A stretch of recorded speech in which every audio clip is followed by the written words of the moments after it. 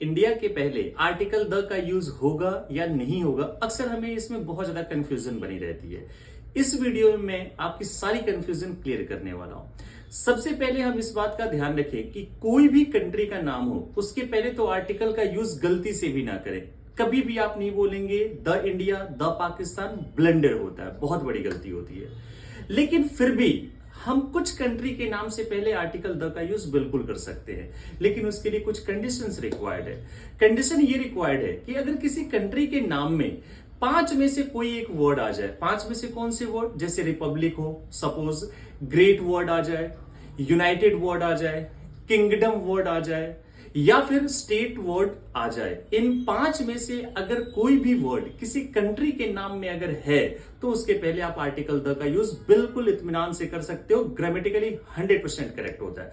Suppose मुझे कहना है रिपब्लिक ऑफ चाइना, तो इसके नाम में रिपब्लिक वर्ड आ गया तो मैं क्या यूज करूंगा? The Republic of China. मुझे यूनाइटेड स्टेट्स कहना है तो इसमें यूनाइटेड वर्ड भी आ गया, स्टेट्स वर्ड भी आ गया, तो इस केस में हम बिल्कुल कर सकते हैं the United states of America. बिल्कुल हम कर सकते हैं, कोई टेंशन नहीं है।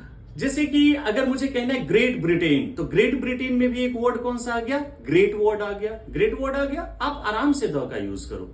तो पहले तो मैंने आपको समझाया कि कंट्री के नाम से पहले आर्टिकल द का यूज नहीं होगा। फिर हम कर सकते हैं कब? जब इन कंट्रीज में 5 में से कोई वर्ड्स आ जाए। लेकिन फिर भी कुछ ऐसे कंट्रीज के नेम हैं जिनमें इन 5 में से कोई वर्ड होगा भी नहीं और हम आर्टिकल द का भी यूज कर सकते हैं। ऐसे भी होता है, बिल्कुल भी होता है। अब यहां पर क्या चीज हम ग्रामेटिकली इंक्लूड कर सकते हैं?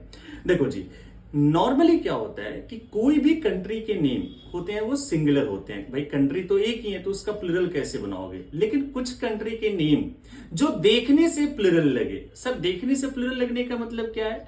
अगर किसी कंट्री के नाम के अंत में अगर एस लगा हो तो आप फ्री हो आर्टिकल द का यूज करने में।